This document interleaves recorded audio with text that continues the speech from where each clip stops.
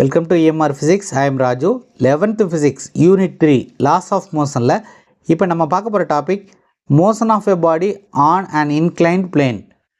அதாவது ஒரு பாடியை ஒரு இன்க்ளைன்ட் பிளேனில் வச்சோம்னா அது மூவ் ஆகும்போது அதனுடைய ஆக்சலரேஷன் எவ்வளோ இருக்கும், அந்த பாடியினுடைய ஃபைனல் வெலாசிட்டி எவ்வளோ இருக்கும் அப்படிங்கிறத இந்த டாப்பிக்கில் நம்ம பார்க்க போகிறோம். இது ஒரு முக்கியமான டாபிக். இந்த டாப்பிக்கில் உள்ள தியரி நமக்கு ப்ராப்ளம் சால்வ் பண்ணுறதுக்கு ரொம்ப யூஸ் ஆகும். Now let us consider a body of mass m on an inclined plane. இது ஒரு inclined surface. இந்த inclined surface மேலே ஒரு பாடி இருக்கிறதா அசியூம் பண்ணிக்குவோம். இந்த பாடியினுடைய மாஸ் mனு எடுத்துக்குவோம். இந்த inclined plane is making an angle theta with this horizontal line. இந்த ஹரிசாண்டல் லைனோட இந்த இன்க்ளைன்ட் பிளேன் தீட்டாங்கிற ஆங்கிளை மேக் பண்ணுது. m is the mass of the body. அப்போ திஸ் இஸ் mg, அதாவது gravitational force mg. mg is the gravitational force. Body ஒரு surface மேலே இருக்கும்போது அந்த சர்ஃபேஸ் இந்த பாடி மேலே ஒரு ஃபோர்ஸை ஆக்ட் பண்ணும். That force is called normal force. So this is the normal force. So this is the normal force and this is the gravitational force. இந்த ஆங்கிள் தீட்டானா இந்த ஆங்கிளும் தீட்டா. இந்த ஆங்கிள் எப்படி தீட்டா அப்படிங்கிறதுக்கு எக்ஸ்பிளனேஷன் கடைசியில் இருக்குது, அதை வேணா பார்த்துக்கோங்க. Now this mg can be resolved into two components. One is mg cos theta, இது perpendicular component, and this is mg sin theta, இது parallel component. ஸோ இந்த டயக்ரத்தை நம்ம கிளியராக அண்டர்ஸ்டாண்ட் பண்ணிக்கிட்டோம்னா இந்த motion of a particle in an incline பிளேனில் நம்ம என்ன கண்டுபிடிக்க போகிறோம், அதை எப்படி கண்டுபிடிக்கிறது அப்படிங்கிறது கிளியராக புரியும். So this is a body of mass m. there is a gravitational force acting in the downward direction, அது mg. இந்த இன்க்ளைன்டு பிளேன் ஒரு தீட்டாங்கிற ஆங்கிளை ஹரிசாண்டல் லைனோட மேக் பண்ணுது. இந்த ஆங்கிள் தீட்டானா இந்த ஆங்கிளும் தீட்டா. அப்போ எம்ஜியை ரெண்டு காம்போனண்ட்டாக நம்ம ரிசால்வ் பண்ணலாம். MG cos theta, MG sine theta. இந்த பாடி ஒரு இன்க்ளைன்டு சர்ஃபேஸில் இருக்குது. இந்த இன்க்ளைன்டு சர்ஃபேஸ் இந்த பாடி மேலே ஒரு ஃபோர்ஸ் ஆக்ட் பண்ணும். அது normal force. So this is a normal force. இந்த இன்க்ளைன்டு சர்ஃபேஸ்க்கு ஃப்ரிக்ஷன் இல்லை அப்படின்னு நம்ம அசியூம் பண்ணிக்குவோம். There is no friction for this inclined surface. இப்போ நம்ம என்னென்ன சொன்னோம் அப்படிங்கிறத முதல்ல எழுதலாம். அதுக்கு முன்னாடி இந்த டாப்பிக்கில் நம்ம என்ன ஃபைண்ட் அவுட் பண்ண போகிறோம் அப்படிங்கிறத முதல்ல எழுதிக்குவோம். we are going to find out number 1, what is the acceleration of the body. இந்த பாடியினுடைய ஆக்சலரேஷன் எவ்வளவு அப்படிங்கிறத கண்டுபிடிக்க போகிறோம். அதே மாதிரி இந்த பாடி பாட்டம் ரீச் பண்ணும்போது இதனுடைய வெலாசிட்டி எவ்வளவு, வெலாசிட்டி அட் த பாட்டம், இதுதான் இந்த டாப்பிக்கில் நம்ம கண்டுபிடிக்க போகிறோம். இதுக்கான எக்ஸ்பிரஷனை இந்த கொஸ்டினில் நம்ம பார்க்க போகிறோம். ஸோ நம்ம என்ன அசியூம் பண்ணுறோம் அப்படிங்கிறத எழுதிக்கும். Let m is a mass of the body and this body is on an inclined surface. It is on an inclined surface or plane. Let theta is the angle of inclination of the plane. This surface is a frictionless surface. It is a frictionless surface. இங்கே friction force இல்லை, frictionless surface அப்படின்னு assume பண்ணிக்கிறோம். So what are the forces acting on this body அப்படின்னு பார்த்தோம்னா, the forces on the பாடி,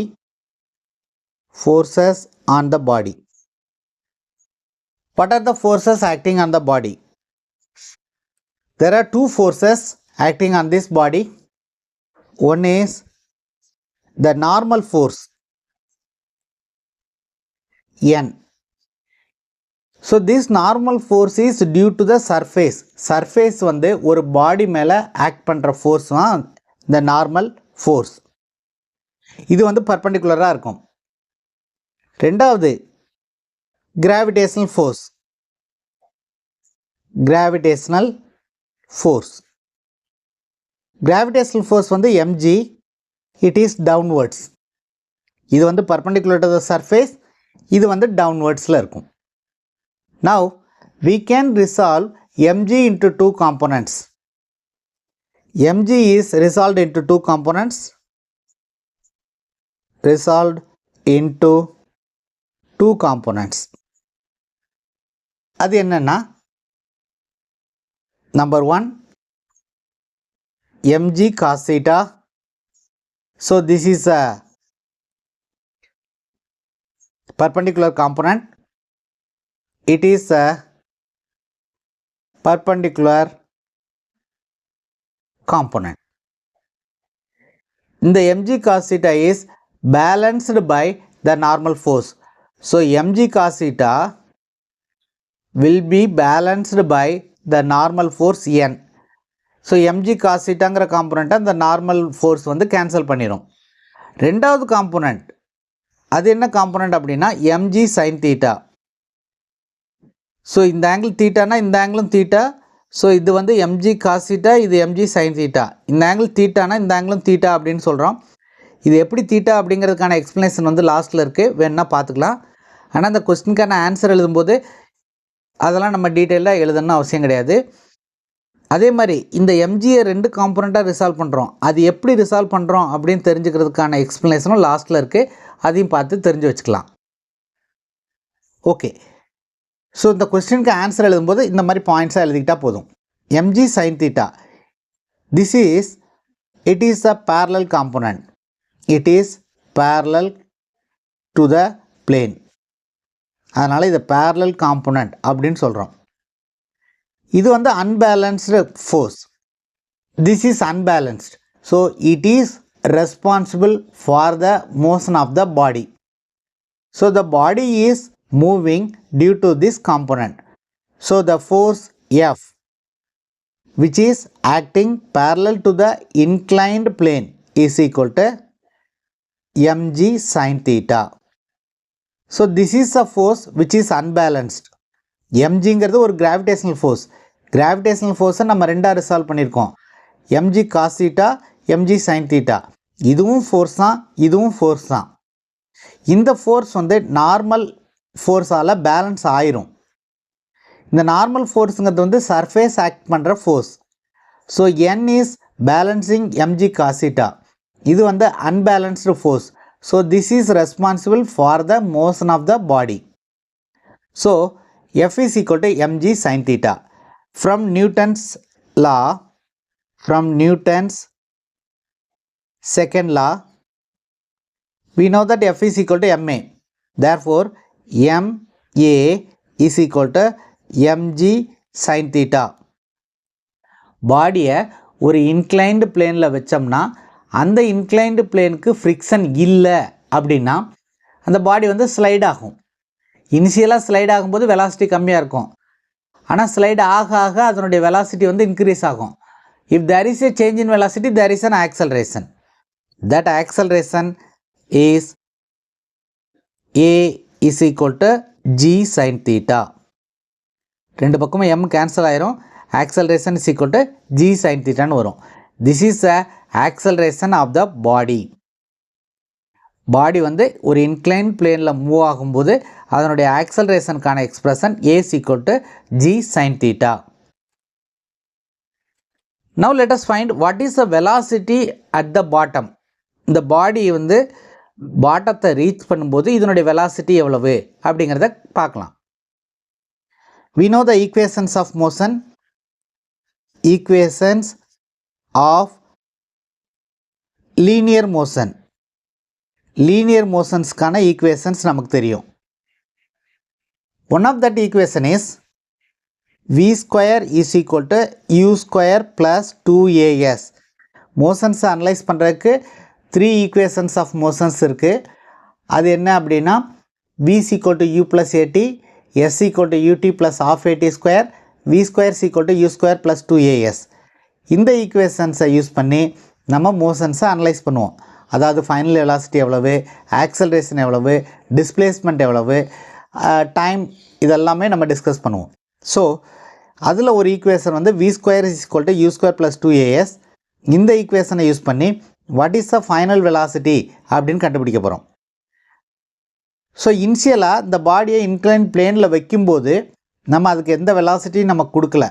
அதனால் initial velocity வந்து 0. Therefore v square is equal to 2as.